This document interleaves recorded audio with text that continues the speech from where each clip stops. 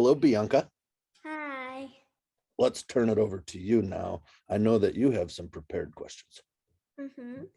Question number one is, what is your favorite kind of adventure? Very good question. One of my favorites would be the kind of adventure that happens um, when you absolutely did not plan on an adventure happening. So you want an example?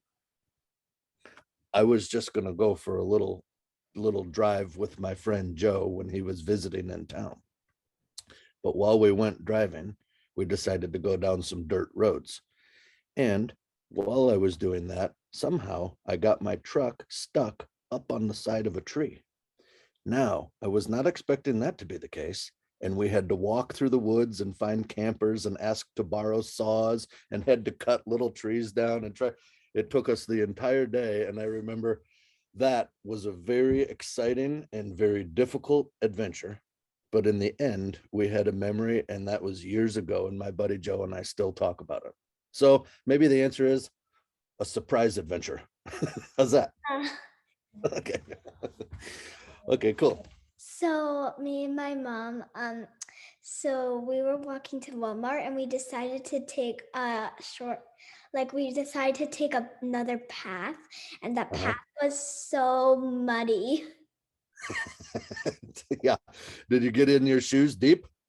Yeah. Yeah. Oh man. Well, see, you know what I mean then. Challenging adventures. Okay, what's number two? Are you scared of adventure? Well, that's an interesting question. I will answer carefully. I'm not afraid of adventure because the adventure part is the fun part. But sometimes at the beginning of the adventure, I don't really think about it as an adventure yet. The beginning part is scary. Does that make sense? Yeah. So something like when I moved from Wisconsin to Tennessee. That felt like a very scary thing. And I would not have said, this is an adventure. I would have just said, this is really scary. But then after it's done and I can see how much I learned, then I can say, oh, that was an adventure. And now looking back at it, I'm not scared of it. Does that make sense? Yeah. Okay, good. What is your favorite thing about adventure? There's probably two favorites that are one, and they're kind of the same. I love finding new, beautiful places. So the word would be exploring. I love the feeling of going around a path and not knowing what meadow is going to be on the other side, you know? And I love that sense of a new discovery of the land or of a river or a lake. But that's also true of people. You meet a brand new person that you weren't expecting. And sometimes that in and of itself is like an adventure. So yeah, that's my favorite part, discovering. Yeah, I like that part too of adventure. Yeah, that's good, isn't it? Can you think of anything that you discovered while you were exploring before that you were just like, oh, this is the coolest? Or maybe you found something cool? Oh yeah, my mom found something cool. She found a fairy doll that comes alive at night and writes me letters. She found it in Whoa, the basement. that's awesome. Very cool. I like exploring. Now, I grew up in Wisconsin and we had big beaches on Lake Michigan, but they were not like Pacific Ocean beaches, which is where kind of by where I live now. Those are always great adventures because it's endless discovery. You only have to walk like 2 feet on the beach and you found something else cool. You know what I mean? There's shells everywhere and cool plants and oh, it's the best. So maybe beaches are great adventure zones too. Yeah, I love finding seashells on the beach. Yeah. Oh yeah. That's the best. Okay. Next question. This is fun. I really enjoy this. Do you go on lots of adventures? Oh yeah. Constantly. At the end of May, I'm gonna go down to the south part of the country and go on an adventure driving a car around for like 10 days. That'll be fun. This summer, we've already got a space reserved up on the mountain on a beautiful lake. and we have a space for camping for 2 weeks, all set aside. And we will catch rainbow trout and go canoeing and lots of campfires. So that's coming up.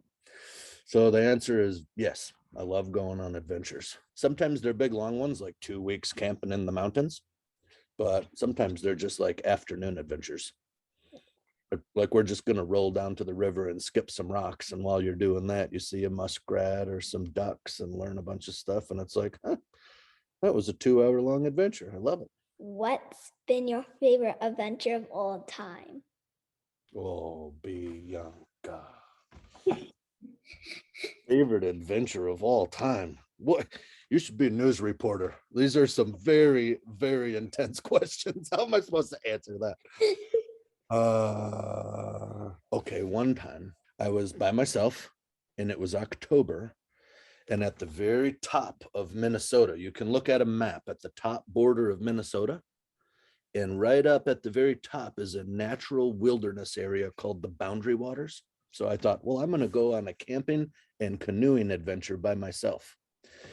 Now, this kind of adventure is paddling a boat by yourself across the lake and then carrying all of your camping equipment and your boat to the next lake. And then you paddle across that one, and then it's called portaging. You portage your stuff to the next lake.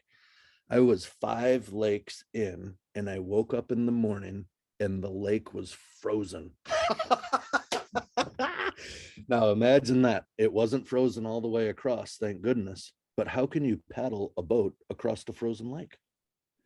So what happened on that day was I thought, I'm in grave danger. If I don't get out of this wilderness area and back to my truck as soon as possible, the lakes will freeze and they won't be thick enough to walk on, and they'll be too thick to paddle. I'll starve to death out here. So that day I got a big chunk of wood. I sawed down in the woods, and I pushed my boat out and I smashed through the ice and smashed through the ice until I got out to open water.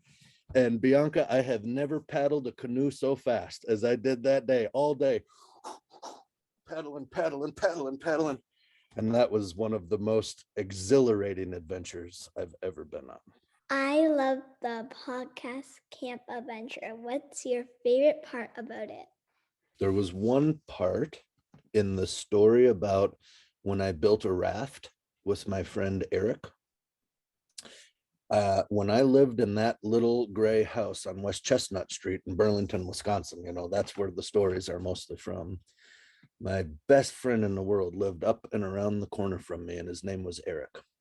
And part of writing that story helped me to remember him. Since then, he's passed away. And so he's no longer alive. And my heart aches because he was such a close friend to me right when I was exactly your age. So it's been hard to remember that painful moment of him dying, but it's also been very good because I could remember how we grew together and that great story about building the raft.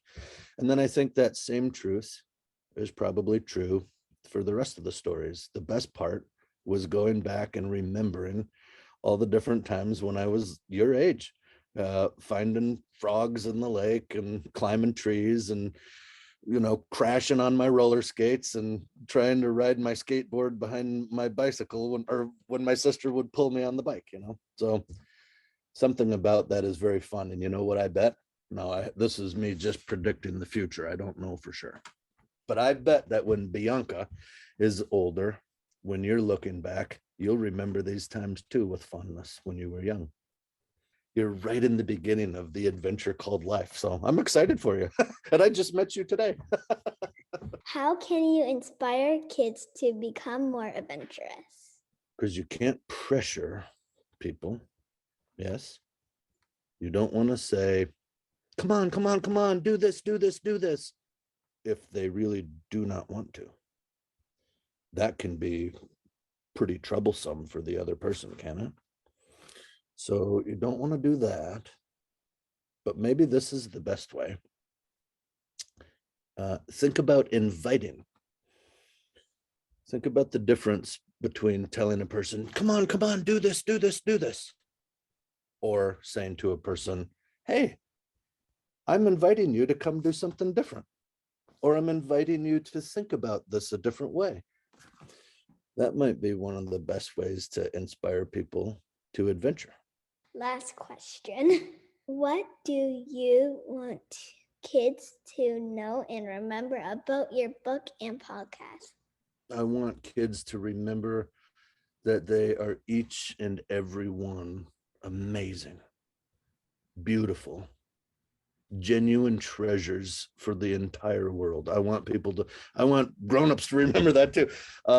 It has taken me a very long time to even realize that about myself. So I think that's one of the biggest things.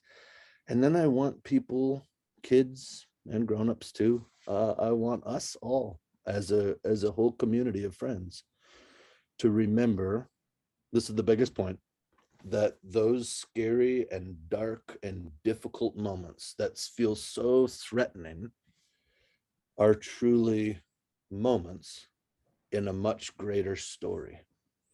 And that greater story is a story about people just like you and every other human being in the world growing, learning, and becoming who they are truly, who they are. Yeah.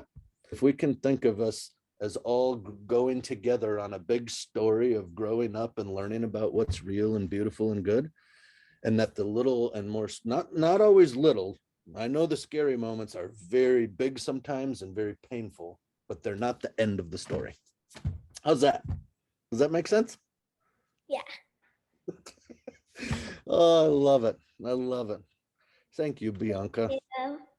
This has been pretty fun. You spent a lot of time with me talking about my book, and that is very meaningful to me. Thank you. You're welcome.